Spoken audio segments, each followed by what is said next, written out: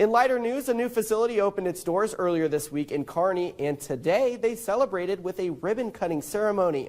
Local 4's Madison Smith takes us to Kearney with more on the official opening of the SportsPlex.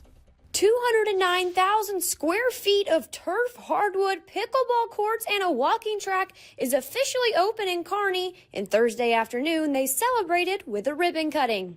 This is a big milestone in our history, so I'm just extremely proud to be a part of it and looking forward, like I said, to many more memories and bringing those events here to boost our local economy and also provide access for our local users. So it's just, this is like the pinnacle, but I say that, yet we still have a lot more to come. Approved back in 2021, the $45 million facility was funded by a 1% restaurant tax and funding from the state. They broke ground on the building in 2023, and the SportsPlex is so impressive, it's even being talked about at the Capitol.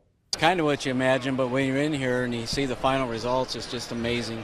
And I feel questions all across the state now that I'm down in Lincoln and just, well, what's going on and how's this thing look? And I said, you need to get out there and you're going to experience it. And this is one of those wow experiences. Back when the plans were approved for the SportsPlex, the choice was between a casino or the facility. Brandt says the voters chose to invest in their youth rather than becoming a gambling community.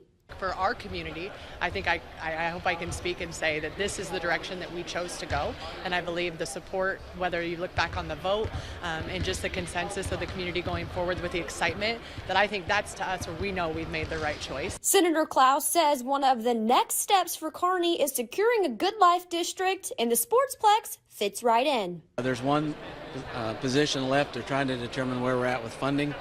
Certainly Kearney is in the running, but there are a couple other communities or another community that's looking at it. So we have to put our best foot forward and hope that the funding's there. But as I mentioned, I've been making the comments that if there's one community that can get it done, it's Kearney. Events are booked out for the SportsPlex for as far as 2029, and Brandt says they're just getting started. Then we haven't even, I think, cracked the surface a little bit. It's kind of like an onion. We're starting to peel it back, and layer by layer we know what we can handle in this facility, and now the fun begins. We can really actually bring users into the space and see what exploration can begin, and so we can continue to think outside the box and come up with more than just what truly the surfaces are here for. I think we can keep exploring. Reporting in Kearney, Madison Smith, Local 4 News.